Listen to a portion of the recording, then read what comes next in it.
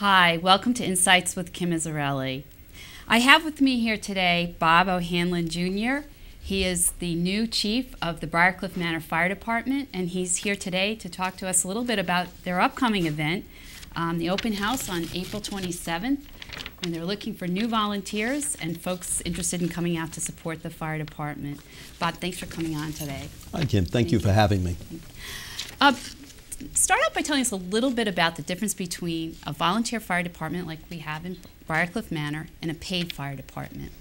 Well, a volunteer fire department is primarily a department where everybody there is there because they want to be there. They don't make a salary. They're putting in their time, in their efforts to make that fire department a success. Briarcliff is a very unique place in the sense that we have a good group of members. We have a very interesting array of members that serve us, and it helps us in making our job easier in a lot of different ways. Paid fire departments, obviously are members who are paid to come there. They do it, and they do a great job. But so do volunteer fire departments. We're professional also.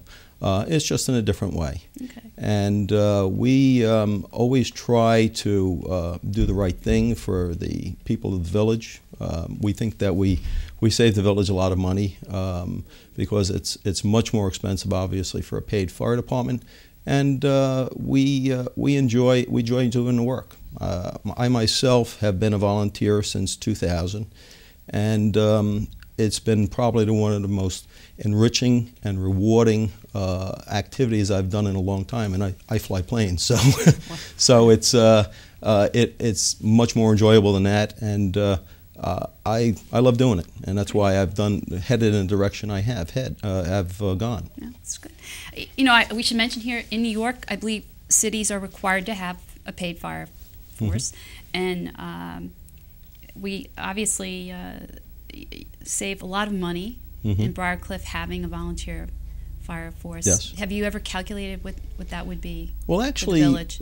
Actually, FASNY has actually come up with numbers figuring what a department would cost in Briarcliff, and with the size of our department, the area we cover, the amount of houses. We're probably saving the village about $8 million a year, possibly a little bit more, and that's a lot of money when you sit down and think about it.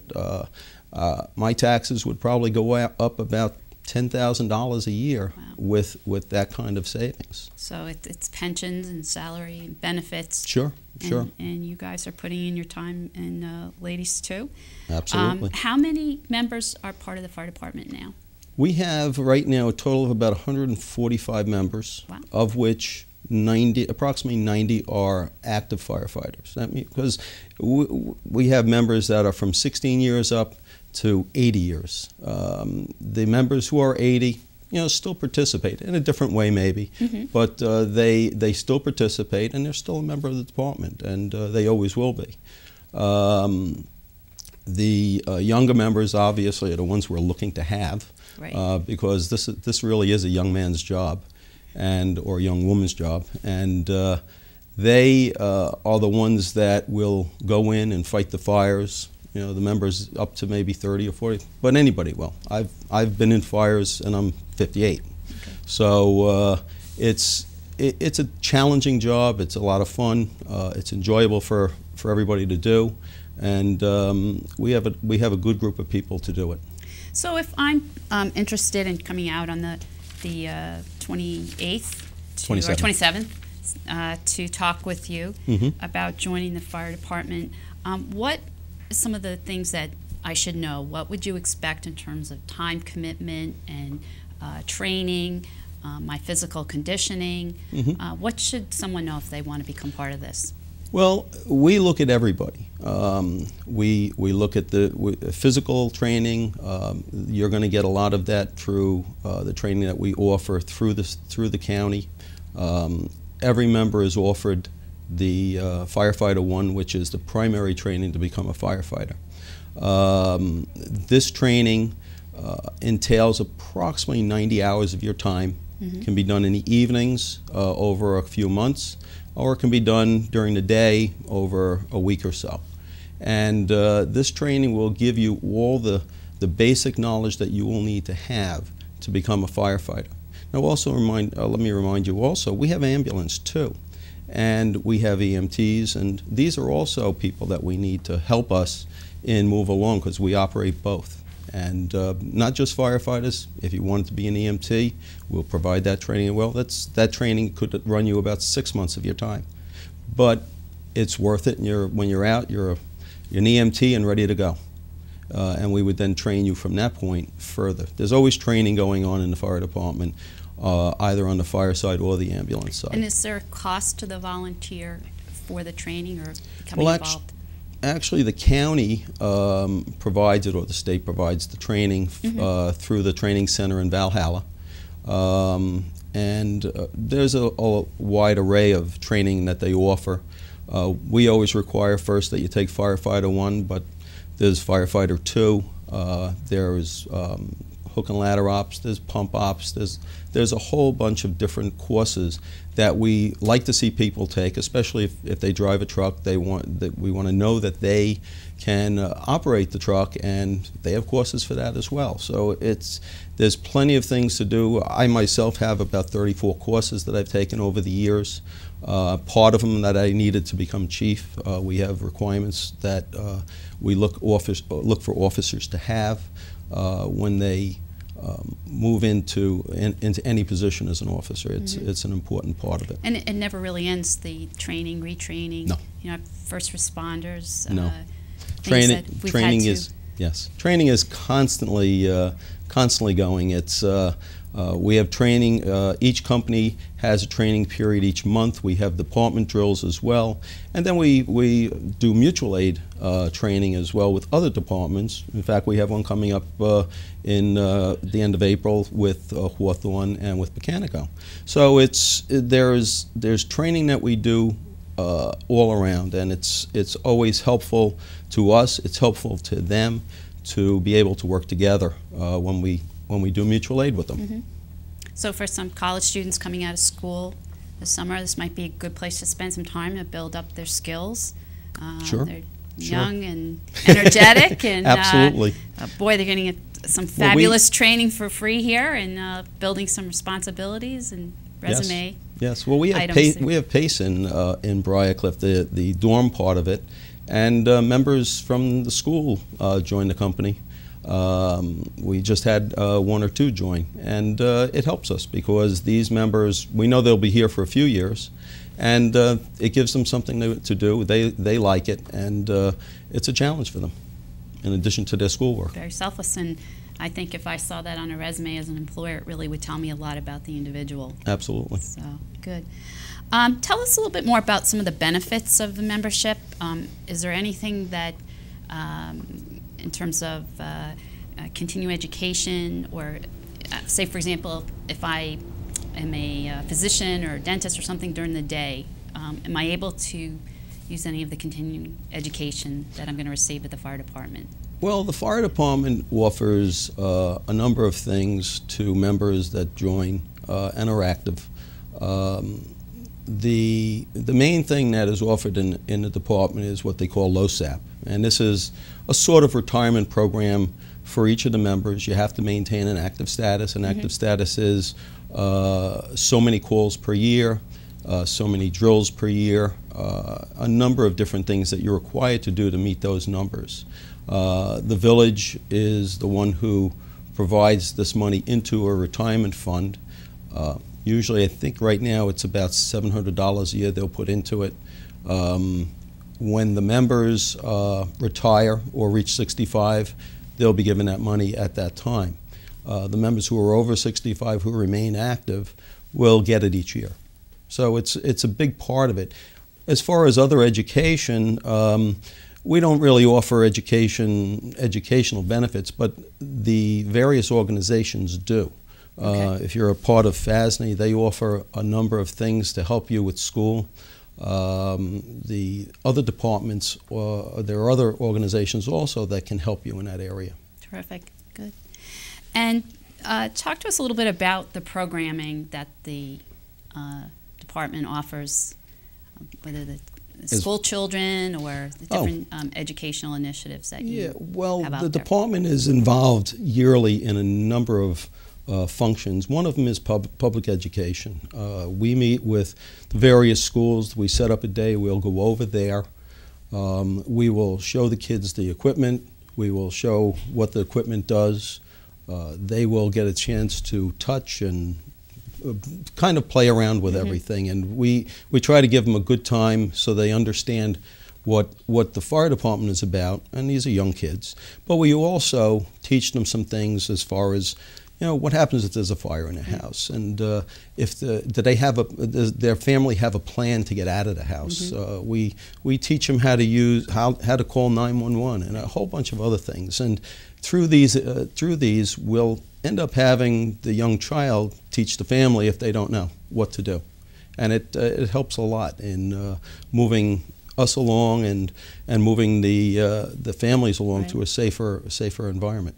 I remember my kids going through that in school, and it's a little scary the first time a kid sees you in the full gear. Oh yeah, and with the head, face cover, and yeah, how important it is for them to get used to running towards you and not away from you. Yeah. But one thing that I remember significantly out of that was if you smell gas, to leave. Yes. And I was so pleased that they picked that up. That's a good thing, because sometimes people don't react to it. They smell gas, they don't think it's anything, or their CO alarm goes off. And we come to the house and they're still in there. The kids are playing at the TV, and why aren't they out of the house? CO is a very dangerous gas, and leave the house if your alarm goes off. Don't open the windows, just leave. You don't have a lot of time, do you? Well, it's not that. You don't know what level you have. Right. And if you have a high level, it can be very dangerous. We've had cases, especially during blackouts when people turn their generators on near the house. The exhaust is going into the house. They don't know it. And we've had some where we've had to take them to the hospital because they had high levels of CO in their blood. Yeah. And we don't want to see that happen to anybody. And we try to educate. The village has a monthly paper that they use to let people know different things going on in the village. And we occasionally put stuff in there about CO or things that are important that they should know during the right part of the season. And it helps. Clutter was another. Yeah, Collier's Mansion. That's usually you have people that like to collect, and if we have a fire in that house, if there's a lot of clutter, there's people who like to collect. Will make it more difficult for us to find them or even get through to find them. And if they become incapacitated, they could lose their life. And we try every possible way to let people know. Try to leave their house the way it should be. Don't put things in there that don't belong. And if they have a fire, we can get in and help them out. It's very important.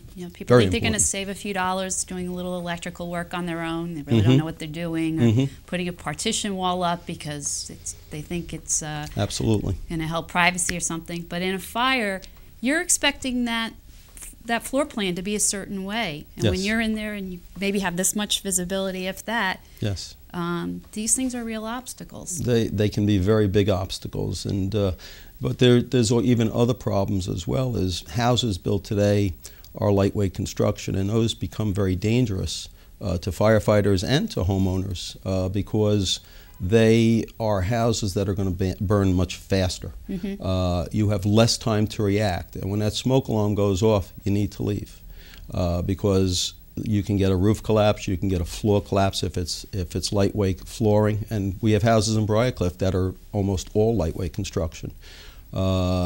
you want to know what you're living in, and you want to be able to protect yourself and have a plan to get out of the house, how you collect your kids, how you collect your family, and leave the house quickly, and have two plans in case your first entrance is blocked, you have a second. Mm-hmm. So even though the sofas and things might be fireproof, and we've gone in one direction, the finishes and some of the chemicals used on the construction keep the fire moving faster. Yes, well, actually, the furniture today is probably less fireproof. It's Really? some claim they are, but fires today versus fires from 30 years ago are much different. They run much hotter. They burn much quicker. You can have a fire, a contents fire of your furniture, rugs, flooring, whatever. That will probably take off much quicker today than it would have been, like I said, 30 years ago when the materials were more natural. And you want to react to these fires quickly. Make sure your smoke alarms are always working. Make sure that smoke alarms are installed according to the laws. The laws are very good for that. And make sure you have a CO detector in your house as well. And they have to be maintained. Just because you put it up 5 years ago, Absolutely. Yeah. We get a lot of CO calls in the village of Briarcliff, and for the most part, they're not calls that have a problem, but occasionally we do. An oil burner malfunction, an improperly used stove, maybe, or a malfunctioning stove. Any gas item or oil item can create a problem, and you will not smell CO, obviously, unless it's an oil burner malfunction. You probably will. But leave the house. It's the safest way for you and your family to do. And many people we find in Briarcliff do that. We'll get there and the family's outside. They may be sitting in the car if it's in the winter just trying to keep warm until we get there and we're able to check the house. We have equipment to check everything out. We always check it with two instruments for redundancy just to make sure we're seeing what we're supposed to see. Okay. And it's coming up in the spring months. People want to go out, they want to do gardening, they maybe want to remove trees, start digging. I mean, what are some of the calls that you're getting now, now that everybody's back outside and maybe not as safety cautious as they should be? Well, believe it or not, we probably are seeing more car accidents today. In Briarcliff, we probably go to a number of car accidents each year, probably more than most, because we have 3 major highways in our area. Fire call, luckily we don't get a lot of fires in Briarcliff. If we do, they're small, they're usually content, although we do get the occasional, larger fire, such as we recently have in Brandywine, which partly destroyed a fairly large and old building there. But the car accidents that we go to, we find that people, especially during rush hour, are just not paying attention, and you end up having a fender bender, sometimes a much more serious accident, and those accidents could have been prevented if a person just maybe sat on the side of the road and maybe caught some sleep, or just paid attention more of what they were doing instead of playing with the phone or doing some text messages, which have caused some accidents in our area. Yeah. So it's really something that you want to really understand. Yeah. A lot of major highways meet there, and Well, it's also a little confusing for people that aren't familiar with the area. It's Yes. old roads and Yes, new and the roads. roads combine, and there's a lot of different areas that can confuse people. But 9A and Taconic are very busy roadways, and people have a tendency of going pretty fast on them, and that causes the problem. I just want to go back again to the shout out for your volunteers here. Once again, April 27th from noon to 4 p.m. What type of program are you expecting to have that day? I see you have several things planned. Well, we have a number of things planned for that. First of all, we're going to open up the firehouse to the neighbors, the residents, and whoever else wants to come to see what we do. We're going to take them on tours of our firehouse, show them the equipment that we use, show them the trucks that we use. We're going to allow people to sit in the trucks, see what it would be like to sit into it, and see how the trucks operate. We're also going to do stuff such as letting them wear gear and show them what it feels like to wear the gear that we wear today, which can be a little on the heavy side. In some cases, with full gear, it could add another 100 pounds to your weight. So it's and it's heavy, but it protects you much better probably than equipment that was from 20 or 30 years ago. We will do hose line operations where we're going to allow attendees to operate a hose with the help of firefighters. Some of these hoses can have a good push to them, but we'll probably use one of the smaller lines and let them see what it's like to shoot a hose that can go pretty far. We also will be doing an extrication drill. We're going to have a car which we're going to cut up. People can see what we have to do, and since we operate both a fire and ambulance operation, they're going to not only see us what we do to cut a car up, but what we do to get the victim out of the car, package them properly, and get them into the ambulance to be ready to go to the hospital.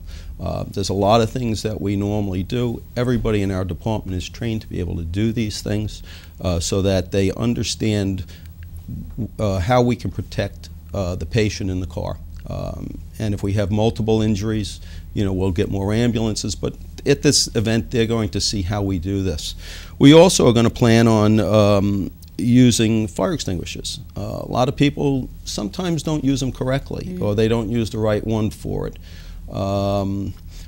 So we've had people where you have a grease fire in the kitchen and they throw water on it, and that just makes it worse. You want to smother those kind of fires. You can use a Class B fire extinguisher or the powder type extinguishers, or you could just get something to cover it up and put it out. Sometimes salt works, believe it or not, if it hasn't gotten out of hand. And then we also, like I said, we'll be taking them on various show them the firehouse and what we do as far as the various operations, and we're going to have some food and beverages so that they can eat, at least eat a little bit too, because that's what you do in the fire department, you eat. And it's all good, so yes. I really appreciate that. Any more points you want to cover? I didn't even touch on the backup for the various communities, surrounding communities. Briarcliff does that as well, I believe. Absolutely. Yep. The county actually has what they call a mutual aid plan.